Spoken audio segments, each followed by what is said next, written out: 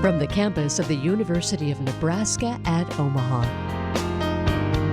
Consider This, a program of issues and information behind today's news.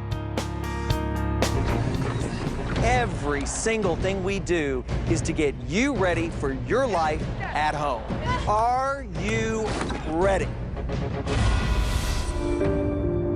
I would never even think in my worst nightmares that I would be this big. Everyone just covered in mud. Oh. No way to get around it. You're gonna get dirty in this challenge. Last chance, work out. Last chance, work out. Hard work. Dedication. Work out. Last chance. Woo! Your current weight is 178 pounds. You lost 168 pounds, Derek. This is what The Biggest Loser is all about. It's about caring about these contestants, and I really, really care about these contestants. I really do. Hi everyone, I'm Kathy Wyatt. Welcome to the 25th season and this week's edition of Consider This. Our topic, resolving to live better. Here to talk more about it is Shannon Muse. Shannon is a registered dietitian nutritionist with Hy-Vee. Thank you so much for being here. Welcome. Thank you. Thanks for having me. You bet. My pleasure. I want to start for those viewers who've never seen The Biggest Loser. Can you just give us a brief snapshot? What's that program about? Oh, The Biggest Loser. I believe it's a 14-week competition where contestants, do all they can to lose weight and or try to lose the most. Basically, have weekly weigh-ins, and the trainers, give them workouts and diets to follow. It's pretty extreme. Okay, and like any television show, we would expect that it would have its pros and its cons. We're going to put some B-roll up for our viewers. Talk to us a little bit, Shannon, about what's not so good about this show. Yeah, well, I would say it's just so extreme. Is the question one needs to ask themselves before doing a diet program is this sustainable for life? Can I do this forever? So there have been reports that people were exercising for up to 8 hours a day and were being super restrictive with diet, just too restrictive, so to a not healthy way. So that would be the negative part. And also the biggest thing is that being negative is most of the contestants gained the weight back. And that's hard on the body. Not something you would want to do. You want to look for long-term changes. Okay. Now, Shannon, is there anything useful that we as viewers could take away from the program? Well, the fact that they did look at food intake, drink, food consumption, and also looked at improving exercise habits is positive. It was just too extreme. So if you could take that down to something that's more sustainable for, a lifetime, or more gradual, not so extreme, that could be good. Also, I think competition can be good for some people. Sometimes a little healthy competition is good, but there'd have to be better parameters with, what they were able to do, or how restrictive they can go with eating, or how much exercise a person could do. And also looking at losing body fat percentage, maybe not body weight, would be another important parameter. Okay, and this is exactly where you come into play, right? Tell us what's important to know about Shannon Muse. As a registered dietitian with a master's degree in nutrition, I really, focus on helping people cut through the confusing nutrition advice that's out there. Let's face it, a lot of people are confused. It's a lot of misinformation, and helping to provide a plan for that person, for a client, that's focused on them, tailored toward them and their goals, and something that they can do, that's sustainable for a lifetime. Okay, and I have to ask, how did you get into this realm? What was your big interest here with this? Oh gosh, I knew I loved science. I knew I loved helping people, and nutrition seemed like just a good fit. I was interested in food and helping people. Weight was a big thing too. I'd wondered, why do some people that might live in the same environment, some are overweight and some are not, and why? And how can we help that? How can we change it? Okay. So, Shannon, let me ask, why is it so important that people find someone like you with that passion, that knowledge, that expertise, with whom to walk? Why is it important for them to connect with a professional like yourself and walk a little ways? Well, I definitely feel that nutrition advice should not be a one-size-fits-all. It should be individualized. And so working with an expert that has the background in education and years of experience is key into getting that perfect program. I mean, there's no two programs that are alike, or really should be. And also, it can be a long process, and so it can be hard. So again, having that relationship with the expert will make it more likely that you're actually going to stick with it, keep coming back to it, even if you fall off for a little bit, and that you, achieve long-term goals, achieve your success that you're looking for. Okay, and I suppose this isn't unlike anything else, right? Where people, there are, I would imagine, many folks like yourself who are out there wanting to help people live better. So if there's someone watching today and they're thinking, you know what, this is sounding pretty good so far, what's their first step? How do they find that good fit, right? Yeah, that's true. You know, finding someone that works for you and for your personality is key, and that's really important. I mean, the logistics would be, you could go to the eatright.org, which is a website I gave you. There's a link on there, or a button to click that says Find an Expert. So you can type in your zip code and up will come a bunch of dietitians that you can reach out to in your area. And you can read a little bio that they've written in specialties, so that would be one way. Also, I work at Hy-Vee, so we have in place appointments and systems where you can even come in for a free, we call it a discovery session. And so we discover a little bit about you, you discover a little bit about us and our programs. We go through that and prices, and then, set you up on the right path. Okay, and two things that you no doubt would be talking with anybody about are diet and exercise. So we have a couple of visuals that we're going to be putting up for our viewers. We want to start with healthy eating. So walk us through what we're about to see here. And Sure. Yes, well, these are some great tips. The first one to be eat more fruits and vegetables. I always say about half your plate should be fruits and vegetables. Next one is choose whole grains. About a fourth of your plate should be whole grains.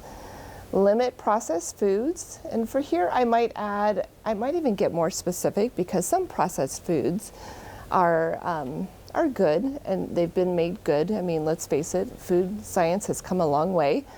So I might change it to be, limit junk food and heavily processed bars and snacks. That's a little bit more specific. Practice portion control, that's super important. That's a key that everyone could probably follow that wants to lose weight. And then eat more healthy fats. And I would say, choose healthy fats when choosing fats. I mean, fats are still higher calorie than carbs and proteins. So you don't want to eat so many fats that sabotages your weight efforts or weight loss efforts. But choose healthier fats when choosing fats. For example, olive oil, avocados, avocado oil, nuts and seeds. And then create a plan. And I would say reach out to an expert if needed, because some people are really overwhelmed with creating a plan, and that's where they get stuck. okay, I want to ask you about a couple of things on there as follow-up. So fruits and vegetables, and you said about half your plate should be fruits and vegetables. So what if we have folks who are not really big fans of fruit, but they love vegetables? Is it okay just to focus on that, or is it really important that they do try to find a fruit that's going to work with them too? That's a good question. It is, in general, I would say it's okay to just have vegetables. But the other way around is actually what I usually see, where they just like fruits. So that can be problematic, especially if a person has blood sugar issues, if they're pre-diabetic or diabetic. So it really does depend upon the individual, and I would assess their full diet intake and make recommendations from there. And just get creative with suggestions of how they could find, a fruit or vegetable that they do like. Okay. It is a challenge, though, for sure. Yeah. Okay, and the other is portion control, because folks out there are getting pretty good about creating, and there are people who look at caloric right? The caloric value of something. So we do have foods out there now that are low in calories, and people may have a tendency to want to eat more of them because they're thinking, well, it's not going to be so bad. I could have this whole bag, for example, and still not be at the calories or whatever of this. What would you say to those people watching right now who kind of fall into that? Oh gosh. I mean, some of it, of course, depends upon their relationship with food, but I would focus on that too. You know, if they're trying to circumvent the system, you know, in their mind, it might be a system or the rules. You know, after I would, you know, gently redirect them in the beginning and just say, you know, the purpose is not to, you know, overfill yourself with these low-calorie foods. The purpose is to teach your body to feel okay with the appropriate portions and to change those behaviors of maybe the tendency to overeat and overindulge. Okay, thank you. All right, let's go on to exercise now. So we'll put the graphic up for our viewers so that they can take a look at what's really important as we're talking about moving around a little bit. Yeah. So number one, to assess your fitness level, just be honest with where you're at and be realistic with where you want to go from there. So assessing your fitness level is super important, and reach out to a dietitian or your doctor or a physical therapist if you have a good one that you go to. Next, design your fitness program. And again, this is where you can use maybe a trainer, a physical therapist, or some type of program. It can be simple. Assemble your equipment if you feel like you need equipment. And the most important one, just get started and then monitor your progress. So, and I would say I love the get started, because really it just, you know, start where you are. Don't wait, don't overthink it. And really just think about, how can I move more? Because our bodies were meant to move. Yeah. And so we've kind of, I feel like, gotten away from that in our high technology society, you know, so. All right, so the $1 million question, because this can all be overwhelming to people who've really not gone down this path seriously before. You got to blend the two. You know, it's one thing to eat right, it's another to exercise, but in the ideal world, we'd be doing both of those together. So as you're visiting with people and they're just really trying to get a handle on each one, how do you know when it's time to put the two together without overwhelming somebody? Right. Well, again, it is different with everyone, but in part of my assessment process, I'll ask them, you know, to rate themselves with how confident are they, or how bad do they want change, basically. How bad do they want to make this change in their lives? And I'll have them rate it from 1 to 10. And that just starts the process of them thinking about behavior change, because it does come down to that, right? And then the next question is, how confident are you in yourself that you can follow through in making these changes? And again, to rate yourself from 1 to 10. And then that will spark a conversation about, well, why did you only give yourself a 6 or a 7? Tell me about what's happened in the past.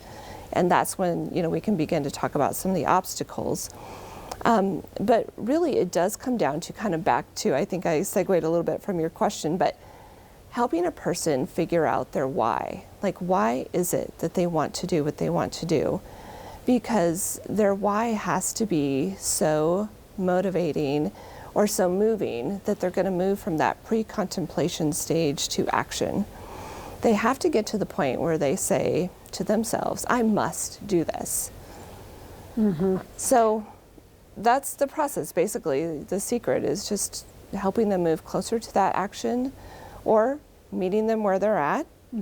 And maybe, you know, I'll get them 2 or 3 steps closer to action, because, you know, it's no judgment. We're all on our own journey. So meeting a person where they're at is key. I'm listening to you and I'm thinking that all makes sense, because really once you start down that path and things are going well, that does directly affect your mental well-being, right? So I think, you know, and again, I think for anybody trying to live better, whether that's diet, exercise, both, whatever the case may be, sometimes it's just really, really tough to get started once you do, I can see how people might give up because they didn't give it enough thought up front.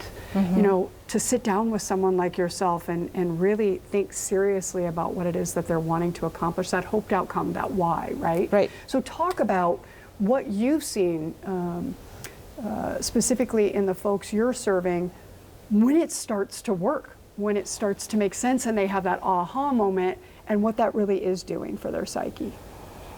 Yes, all kinds of different things or reactions. You know, you've got the person that is really driven by their success and they just, you know, step up to the plate and continue to shine, shine, shine. And with that person, I might make sure that they're not performing for me, but it's, again, taking them back to their why. And there's some people that are almost afraid of that success or change, or, you know, can I maintain this success? You know, that. So also trying to help someone navigate maybe some self-sabotaging thoughts, you know, helping them process their thoughts appropriately and taking them away from, you know, what may have been in their past a destructive path, you know, of not succeeding, or taking them, you know, if they have a little bit of success, then they turn away and say, it's not going to work. So it's really a matter of, you know, analyzing where a person is and just talking with them through it to help them continue with the success. Yeah, and once they can get that into their psyche and they can begin to think a little bit more positively and they're kind of gaining that momentum, and again, I'm sure you see this all the time, the positive changes that are happening in other aspects of their life, work, home environment. Talk a little bit about all those wonderful things that can happen when you show signs of progress like that. Yes, you're right. And you know, when you were saying that, it made me think, one of the first comments I get from a person coming back for a follow-up after 1 week or 2 weeks is, I feel so much better, as I have so much more energy. I just can't believe how much better I feel just by eating healthy or by exercising, depending upon what goals we talked about. Also, water intake is huge too with the goal. But you know, by eating better, of course, our brain performs better. By exercising, it improves brain health, it improves mood, it just oxygenates the body. So all of that is just so good and sets you up for success with feeling better. And also, you know, by having the small, making the small changes, seeing success, seeing progress that you're making lends to happiness. You know, when we feel progress or see progress, that makes us happy. And in turn, that's going to help everything in life, right? Right. So. Right. I'm thinking, you know, New Year's resolutions, and you can read up, and there are different stats wherever you go. But the reality is New Year's resolutions don't typically last all that long. People on the 1st of January are all pumped and ready to go, and then days later, even maybe even the next day, you know, there's that tempting dessert or whatever the case may be. Talk to viewers a little bit about resolutions, and it doesn't have to be really an all or nothing. Just because they ate the dessert the next day doesn't mean they failed. They can still pick themselves back up again. So, you know, talk a little bit about especially those potential challenges at the beginning, and getting over those hurdles and the setbacks that make you feel like I'm never going to get there, what you can do to get back up again. Yeah, and that's so true, that one of the things you said, because a challenge or a setback is really relative to them, right? So it's going to be different for everyone. But, you know, and I say a lot of it, or the guidelines I go with that, is make sure that the goals you're setting for yourself are sustainable and long-term. So does that mean you're never going to have a dessert again? Probably not. I mean, you're going to have a dessert again, is my point. I don't want to make that. Good. Yes. Okay. So, you know, I say, you know, build in treats, but in, you know, a moderate portion. And, you know, really, again, assess where that person is at to overcome the obstacles. You know, recognize the patterns that they're having or showing with, you know, maybe eating, I see this all the time, they eat totally perfect and healthy all week long. Then the weekends, they kind of go crazy. And just helping them work through that. And, it might be small goals or steps towards improving the weekends, or how can we normalize, that spread out some of those calories and not undo all your efforts on the weekend. So, so I don't know that there's one exact, answer, but it's just working with someone to figure out and fine tune, well, what's going to help them, get to where they want to be. Excellent. Okay, we had mentioned obstacles, and I want to, and you kind of touched on this, but that whole fear of failure. I think we can all think of that one person, kindest soul on the planet, tried a number of times to diet and exercise and just really didn't get to a point where they wanted to be. And so, okay, we've started a new year.